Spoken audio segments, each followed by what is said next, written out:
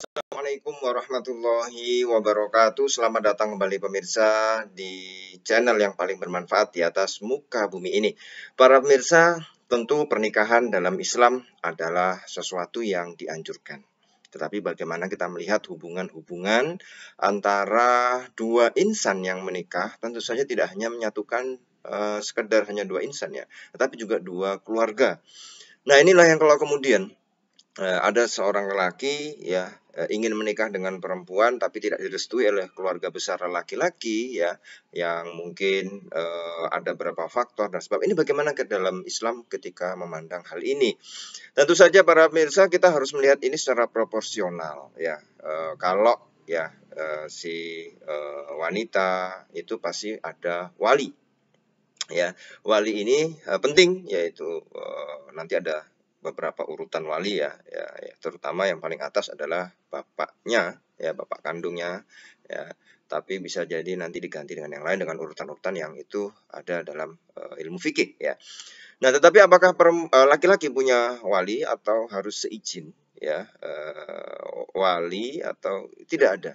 Ya, jadi kalau untuk laki-laki tidak ada wali, maka dia yang menentukan sendiri dia menikah dengan siapa. Tetapi persoalannya bukan hanya sekedar sampai di situ.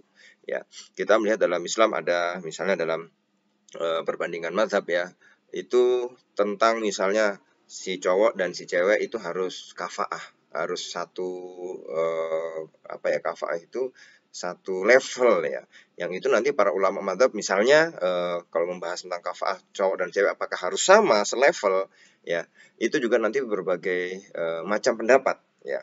Artinya bahwa ketika berbicara tentang level-level ini juga menyangkut dengan keluarga besar sebenarnya ya.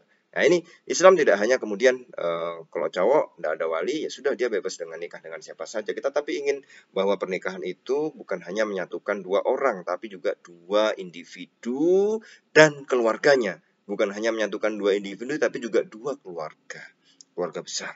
Yang ini tentu saja setiap negara, setiap wilayah, setiap daerah memiliki mungkin perbedaan yang berbeda-beda antara satu daerah dengan daerah yang lain ya. Tapi intinya bagaimana kalau dalam Islam itu dalam pernikahan langgeng itu ya bisa fine ya, baik dengan keluarga satu dengan keluarga yang lain. Bukan hanya kemudian ketika pernikahan terjadi tapi justru merenggangkan hubungan keluarga.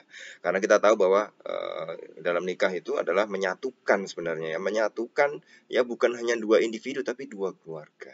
Nah, pertanyaannya adalah ketika si cowok ingin menikahi si cewek tapi keluarganya si cowok ini tidak setuju, sebenarnya tidak masalah dalam fikih itu ya. Ya sudah gitu ya, ya sudah.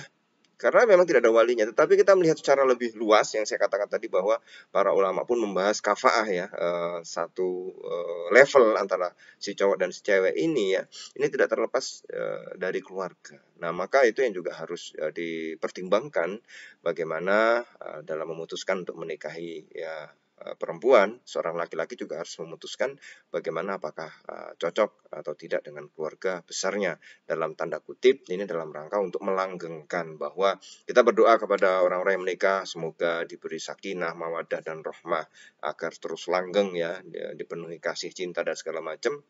Dalam rangka upaya bahwa ini pernikahan ya menyatukan dua keluarga sehingga terjadilah silaturahmi, sehingga menjadi keluarga besar yang rukun ya. Meskipun tidak bisa dipungkiri ya para pemirsa bahwa mungkin ada sedikit-sedikit problem antara keluarga, antara besan, itu wajar ya, itu wajar manusiawi, tapi bukan kemudian di awal itu dengan ketidaksetujuan yang ini bisa jadi justru malah merenggangkan. Nah, ini para pemirsa yang memang harus dipahami ya, bahwa ya itu tadi, kan enak kalau menikah itu si cowok si cewek saling menyukai, saling mencintai, keluarga besarnya juga ridho, rela, sehingga apapun yang terjadi itu akan semakin melanggengkan pernikahan. Karena bagaimanapun juga kita pasti butuh keluarga kok.